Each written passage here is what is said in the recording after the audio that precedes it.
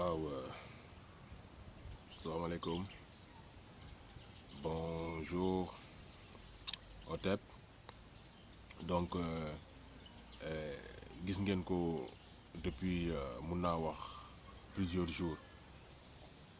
beneen phénomène beneen événement bi nga xamante ne moo xew Sénégal mooy événement Nganale moom moo xew Sénégal gannaaw bi ñu jógee ci tabaski bi nekk événement majeur bi nga xamante ne moom moo gën a rëy ci Sénégal.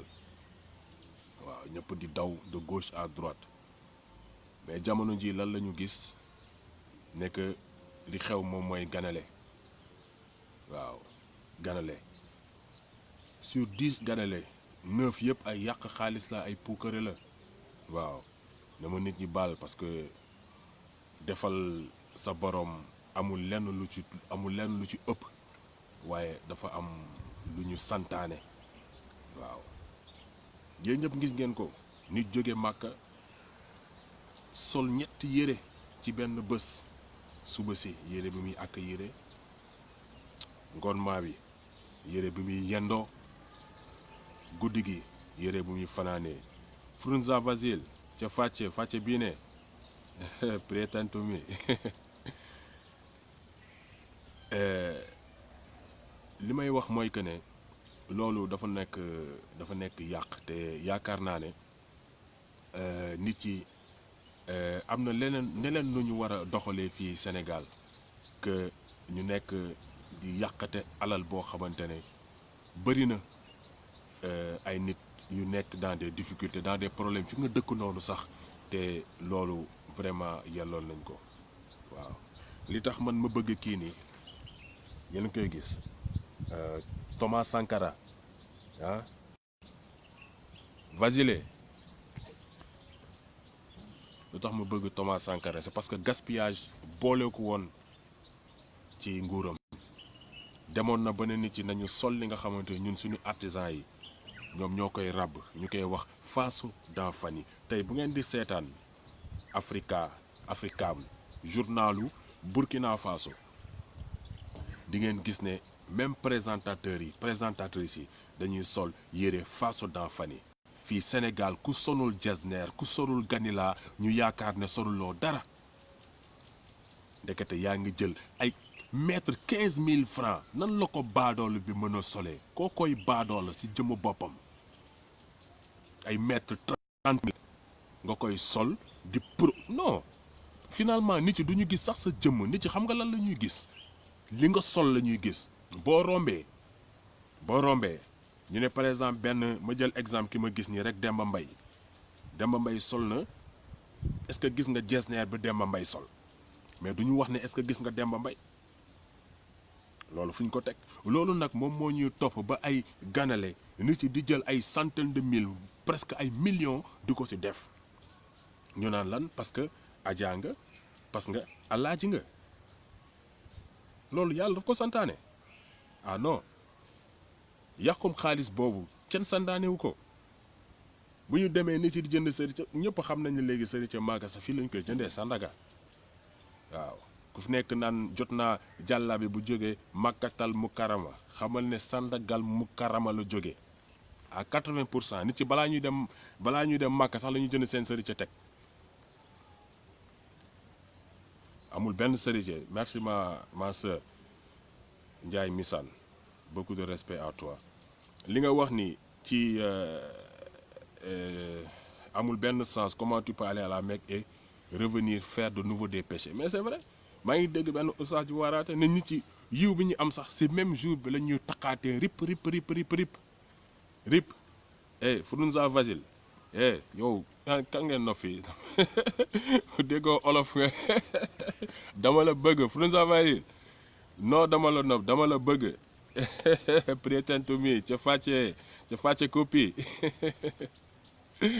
baggo direk baggo la ngorika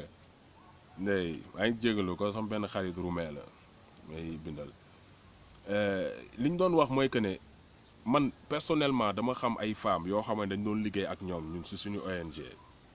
di leen jox des marchandises ay fourneaux améliorés man ci wàllum des fourneaux améliorés ci lay yëngu ak énergie renouvelable. ay no jàmbaar ay gasificateur képp ku ko soxla mun nga ma contacter ñu jaay la si entre Sénégal fii lañ koy defaree ak ay Sénégal ak banu Sénégal di utiliser charbon bi nga xam Sénégal lañ koy defaree 100% Sénégal waaw xanaa peut-être bon peinture bi ñu siy def moo xam naa ne gars yi dañ koy importer mais li ma leen di wax mooy que ne daf si am ay femmes yu doon dem màkk yoral ñu xaalis fay ñuy suñu xaalis di nëbbatu ne dañuy dem màkk ba kenn ki bokkoon si ñëwul moom moo ko nànd xam ne tal femme day dem màkk mais kooku noonu wax dëgg yàlla li mu demoon uti mënu koo am waxatuma la nag bu dellu see ab ñu jël ay centaine de mille def ko ci di wane lan di wane ne yow la yow am nga Sénégal yàq daf fi bëri alal tëj bopp nit yi ba ñenn ñi di jaay seen ngor waaw gis nañ fi Pape Samba Mboup ñëw taxaw wax lu nekk Macky Sall naan dafa tëj Karim Wade parce que xam na ne ba ñu defee sondage yi Karim Wade était à la tête et que bu génnee xam nga Sénégal dañoo bëgg Karim Wade quelques années plus tard mu taxaw di saaga Karim Wade naan xaw ma c'est un voleur comment les Sénégalais vont voter pour quelqu'un qui a volé l'argent de ce pays bu ñu ko fi tegaatee président il va voler tout l'argent du pays Pape Samba Mboup moo ko wax. ñu taxaw gis ci bidéo bu bees taxaw sénégalais yéen ngeen nekkoon ci suuf sénégalais yi ñëw jël leen yëkkati leen jàppale leen ba ngeen nekk fi ngeen nekk tey ngeen wëlbatiku di ànd ak ki nga xamante ne mooy rey sénégalais ki nga xamante ne mooy noot sénégalais yi président bi nga xamante ne c'était un président par défaut mais tey ñëpp a ngi yuuxu wooyi comme ni ko pas Thomas Sankara mais Cheikh Anta Diop li mu ko waxee woo rek yéen ñii di wax doon wax Macky Sall wooy ñëpp ngi naan tey Macky Sall wuuy ndaxte sonn nañu foo laal ci dëkk bi mu ngi metti ñun nag gumbawuñu ñu ngi gis ay réalisation yoo xamante ne c'est positif mais alalu réew mi bu ñu ko dugaloon fi ñu ko waroon dugal réalisation 2 réalisations positives waroon la nekk 4 wala 5 réalisations positives Sénégal actuellement maa ngi dégg Karim Xrum Xax ci benn live mu naan on a des puits de pétrole yoo xamante ne bu ci nekk am na près de 200 millions de barils de pétrole loolu moo tax tubaab yi ñame di lebal Sénégal parce que xam nañ ne quel que soit alpha dañu leen koy fay bu ñu amul xaalis bu ñu leen ko fay dañuy ñëw ngàcc pétrole lu leen neex yóbbu seen dëkk ne lii ngeen ñuy fayee te bu boobaa ñoom ñooy décider loolu la Macky Sall di def ngeen gis yenn milliards yi nga xamante ne muy ñëw construire fii nii ñëw taxaw ba ko démboo njaay lañ leen di jàpp ngeen naan da ngeen dugal xaw ma 32 milliards ci arène chinois yi ñëw ne may nañ leen arène 32 milliards yooyu da ngeen ko budgétiser dugal ko seen poche de la même façon bi ngeen budgétiser ñaata 50 milliards pour ay carte d'identité ñu jàpp leen parce que algériens yi ils ont mis 27 milliards yéen ngeen ñëw def 50 milliards si lu matul 20 millions algériens yi am plus de 20 millions surfacturation te li ngeen def dara baaxu si man sama carte d'identité ngi nii école Mati Gueye waaw bu leen neex après ngeen def capture d'écran xool lu leen neex bu Thiès fa lañ ma yóbbu pour ma voter te depuis plus d'une dizaine d'années Ahmed Sow bu Thiaroye Azur laa faral di voter ngeen yaakaar ñun on va pas faire plus de 70 kilomètres dem voter di ñëwaat même jour législatif j'ai fait 70 kilomètres pour venir voter gisuma sama tour ci liste yi ma wër gisuma dara gars yi xamuñu woon nu mu demee ndekete ils ont déplacé des personnes mais élection présidentielle la ngi ñëw suñu carte mooy suñu fetal xamal ne dinañ ci jam Macky Sall waaw xamuñu kan la ñuy aar waaye suñu carte nañ ci jam Macky Sall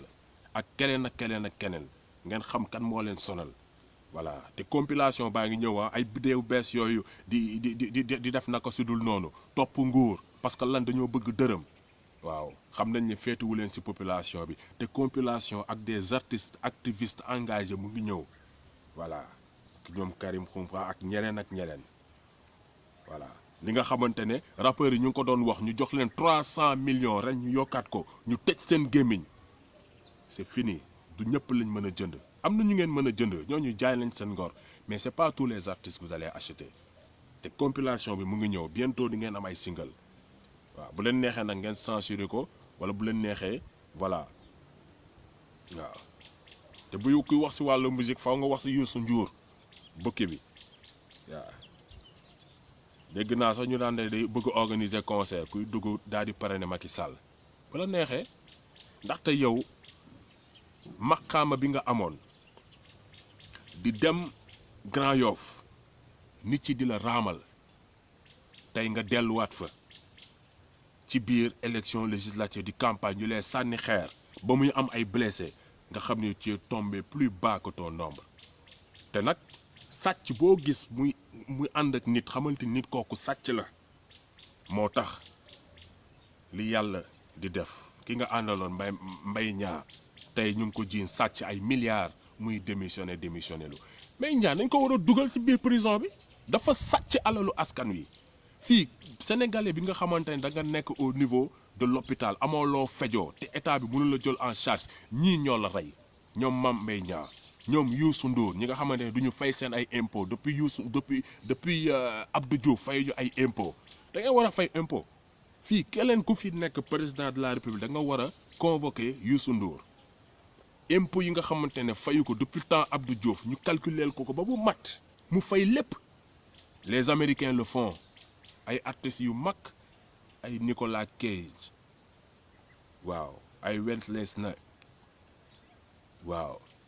ils l'ont fait ay Lauryn Hill daaw ñu fay impôt mais quand on est dans un pays de droit il faut appliquer le droit sur tous les membres de ce pays amul exception waruñu la defal exception parce que la yaay woy yugut yagar di way ay maamu jàmbur yi te koo way maamu mu ne jomm na laa dugal prison wala des trucs de ce genre non loolu waru fay am da nga war a fay waaw parce que bépp sénégalais bu nekk hôpital di dee parce que amul lu mu fejoo te yow sa impôt yooyu waroon dugg ci biir keesu état bi dugg ci hôpitaux yi ñu subventionné noonu bokk nga ci ñi leen rey yow ak ñëpp ñi nga xamante ne duñu fay impôt làqatu ci ginnaaw Macky Sall ñi làqatu nag ci ginnaaw Macky Sall pour mu leen di protéger mais yomb na da nga naan bif ki nekk seen kanam yóbbu ko voilà ñi ci des ñëpp leer nañu c'est ça et on est à moins de 6 mois 5 mois des élections et on est décidé à faire changer les choses dans ce pays changer waaw moom la ñuy wax ci description bi li Cheikh Anta Diop di wax dañoo war a tabax ki nga xamante ne moom moo war a tabax parce que réew mi jikko yi baaxuñu tey bu fekkente ne ñu naan Papa Thione te mu waroon jël 20 milliards dugal ko ci suñu biir économie tey moom la ñuy nekk naan Papa Thione koo xamante ne il devait être en prison mais Ngaaka Blindé ñaata lañ jàpp ci ay phobie wax ma ñu libéré ko mais ko wax ñaata mois la war a tëdd quoi ñaata mois la tëdd parce que c'est un Sénégalais comme Papa Thione ni mu nekkee Sénégalais comme Youssou Ndour ni mu nekkee Sénégalais waaw Youssou Ndour c'est le plus grand pirate du Sénégal la femme la Sidibé te mu nekkoon au niveau de BSDA mais moo jàpp Youssou Ndour dans la piraterie parce que Youssou Ndour période cassette ak CD day ñëw génneel la 1000 cassettes génneel la 1000 CD ñëw jënd hologramme 1500 cassettes collé ko ci ay CD jaayee CD junni est-ce que yéen a ngi comprendre li ma leen di expliquer femme bi ànd ak ay waa BSDA dugg Sandaga gis ne CD yi nga xamante ne jollooli bu Youssou Ndour jollooli léegi amatul moom lañ jël def ko Prince Art jox ko Ngone Ndour bi nga xamante ne moom mooy PCA SODAV ñu naan société privée man je suis pas affilié à la SODAV man du ma jël man li may ñàkk sama inspiration def ko ci musique di ko jox ay Ngone Ndour ay famille Ndour ñoom ñu koy dundee je préfère donner ça gratuitement aux Sénégalais je suis pas affilié à la SODAV ku bëgg affilié SODAV nga war affilié SODAV mais Kéemaan bokk ci du ma jël sama vie artistique jox ko ay société privée par Ngone Ndour bi nga xamante ne mooy dirigé ak sa jollooli boobu la madame Sidibé jàpp waaw Youssou Ndour mere ko ci moo tax bi ñu ko nommé ministre de la culture automatiquement daf ko wàcce nommé un de ses amis bi bokkoon ci le mouvement fekkee ma ci boole te mouvement fekkee ma ci boole kenn déggatu ko daf ko wanteer APR moins cher waaw ni Tanor Dieng wanteere moins cher ni Niass wanteere AFP moins cher. C'est ça la politique de Macky. Mais nag xamal ne du ñëpp ngay jënd de 14 millions de Sénégalais achètent les 13 millions achètent les 13 millions 500 000. Tu ne pourras jamais acheter ñi nga xamante ne ils ont la même conviction que Kéemaan, jamais. Y en a beaucoup nag ñu toog croiser les bras toog di xaar y en a beaucoup te tey plus que jamais maa ngi leen di woo képp nga xamante ne dégg nga vidéo bi que tu te prépares ndaxte mbéjum kanam borom moo koy fajal boppam. Sénégal bu fekkente ne da ngeen di woote pays de 95% de musulmans wax dëgg yàlla Macky Sall warul mun a am 5%. waaw wala ma xam ne diine bi ngeen di woote nekkul si yéen parce que du ngeen nekk jël yonentu Mohamed teg ko ci kaw nan mooy seen référence Charlie Hebdo ñëw caricaturer Mohamed def ko lu ko neex Macky Sall jóg di dem di soutenir loolu di ko soutenir malgré que ñun d'accord ñu ci rey non non non nit quel que soit alpha même bu fekkente ne am nga dëgg waruloo rey d'accord ñu suñuy rey yéefar d'accord ñu suñuy rey catholique d'accord ñu ñuy rey nit mais bu fekkente ne da ngay waaw naa fekk nag weesuwul nit def lu ne wennang nga naan du moom dong bokkuma ci moo gën du man dong te loolu nañ ko wax une bonne fois mu jeex waaw Sénégal hypocrisie bi fi nekk dafa war a jeex maanaam tabax nit ki war a tabax Sénégal warul nekk koo xamante ne dafa am tuuti lu bon ak lu bari lu baax dafa war a am lépp lu baax waaw. maa ngi jégalu connexion yi moom moo xaw a instable waaw li ma doon wax mooy que nit dafa war a am lépp lu baax Bougane bi ñuy wax naan dafa créer Sen TV dafa créer Zik FM dafa créer Témoin dafa créer lii dafa créer lee dafa créer laa moom mooy wër di ëmbal am une quarantaine d'années di ëmbal ba pare kooku ngeen bëgg ko parrainer jox ko mu yore réew mi non kon boobaa dañuy légaliser siif bu boobaa dañuy légaliser lu bëri waaw que comme ñu ngi si nganale gars yi di nganale bu ñu fàtte téeméeri yar yi ñu war a dóor Bougane téeméeri yar yi ñu war a dóor Yérim Seck te je me porte volontaire yatu kel laay indi waaw xool fu ma neex ma dóor si digg ginnaaw bi waaw c'est ça dañ yaakaar ne Sénégal da ngay def lu la neex suba nga ñëw ñu ne du yow kese yaa ko def non non non non fii ku fi def da nga war a dem te loolu du tey lañ ko yàgg a wax avant Bougane di ëmbal laa ko fi wax képp kuy siiw samay vidéo wala nga delluwaat si sama page Diouf Kéemaan DJOUF espace K2EMAN demal nga xool des vidéos wax naa leen ko fii Sénégal kuñ fi jàpp nga ëmbal waroo ñu jiite non non non kuñ fi jàpp nga sàcc waroo ñu jiite ku ñu fi jàpp nga doon tricher même bu nekkee primaire waroo ñu jiite ñun bëgguñu ay moitié ñun complet lañ bëgg complet voilà njiit da nga koy mat wala nga bañ koo mat waaw amul lenn loo xamante dañ koy baale te loolu nag du soxor non non non loolu du soxor waaw parce que boo xoolee en chaudronnerie man je suis chaudronnier de métier dañ lay wax ne 1 millimètre waloo koo bàyyi dafa war a nekk net waaw boo ko bàyyee nag boo demee ba si montage doo monter dara si ngay gis ne millimètre bi nga bàyyee woon 2 millimètres jox la longueur de 1 kilomètre nga yokk si 3 millimètres war ko monter du dugg da ngay obligé nga daggaat moo tax mel ne lu complet lañ bëgguñu ay demi exemple bëgguñu ay tiers de exemple bëgguñu sax ay 9/10 d'exemple 10/10 lañ bëgg c'est ça ñooñ ñoo war a mën a jiite suñu réew waaw te loolu nag bu amul ma xam ne Sénégal kon ñun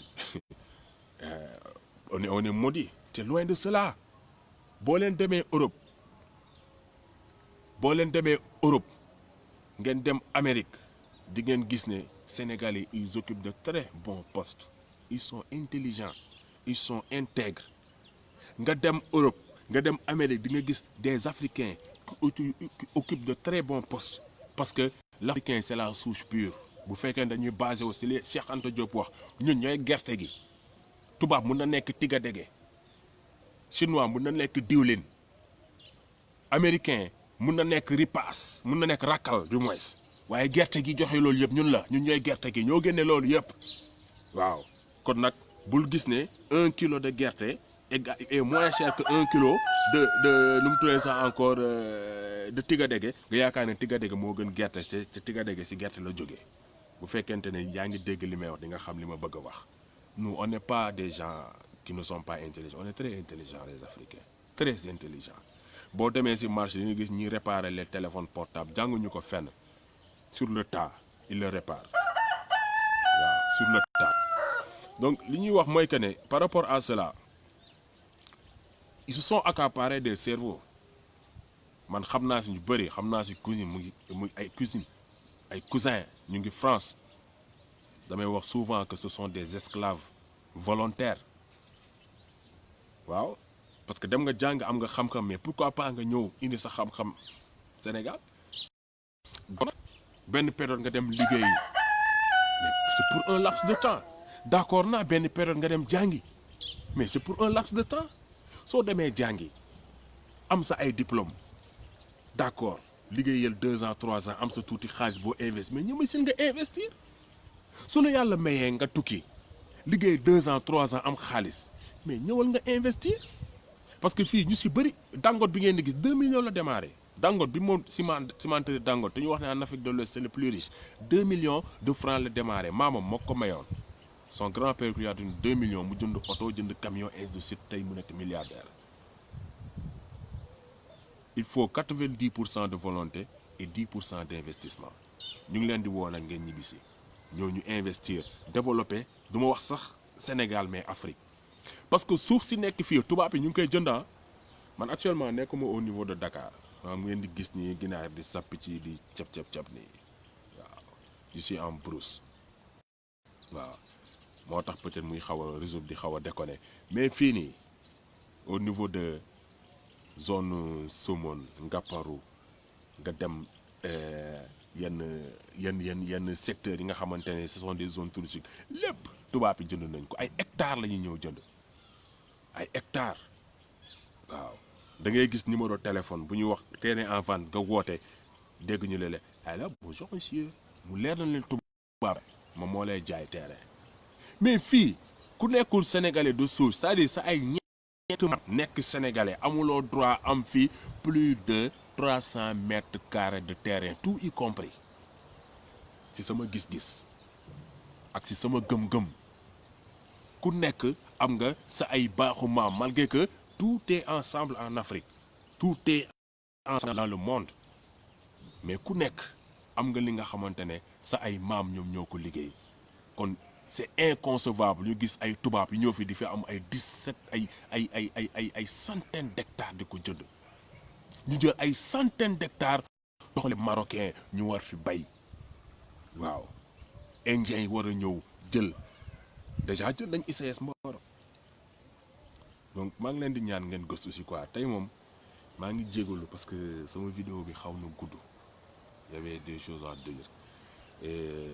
presque pare wuñ ci sax parce que Sénégal féppay metti sama gars yi féppay metti donc li ma leen di ñaan mooy que ku jëlul carte d'identité am demal nga jëli sa carte d'identité parrainel ku la neex waaw man du ma def influence mais man ki gën a jege candidat indépendant lay parrainer parce que ba léegi nii gëm naa ne candidat indépendant rek mën a sauver Sénégal dem leen ngeen parrainer élection bu jotee dem leen ngeen voté ji malgré que parrainage dégg ngeen ñu ne ñaata nit 80 personnes 80 personnes ñu laaj sa ñaata 1,8%. 1,8% c'est presque 64% te Sénégal on n'atteint pas 50% des gens yi dem voté ji donc bu fekkee ne ñiy parrainé ñu ñooy dem voté mathématiquement c'est impossible c'est impossible mathématiquement c'est impossible donc lii beneen tactique bi nga xamante ne nguur gi ñoom ñoo koy def j'en suis sûr et certain dañuy financer d'autres candidats ñu ñëw porter wu candidat contre eux uniquement pour être candidat yokk le nombre de candidats pour diminuer li nga xamante opposition bi ñu ngi koy def moo tax opposition bu ngeen ñàkkee fayda li leen daloon ñoo leen dalal de waaw bu ñu boolee lépp nga ëppale mais que le raw ñoo leen dalaat mbooloo mooy doole benn bale day yomba damm mais sayu bale du gaaw a damm jàng leen ko. seen intérêt bu nekkee Sénégal toog leen ngeen waxtaan ngeen tànn ki nga xamante ne moo ëpp valeur ngeen teg ko ci kalam mais bu gagné ngeen gouverner ensemble. Tout le monde ne peut pas être président dans ce pays tout le monde ne le peut pas toog leen ngeen waxtaan teg kenn ci kalam ñu jàkkaarloo ki ñu sonal dóor ko suñuy bal daal di continuer waaw. Après on va rentrer dans l'histoire mondiale mu nekk le premier président au Sénégal à avoir qu'un seul mandat def lu kenn deful jaa ngeen jëf OTEP.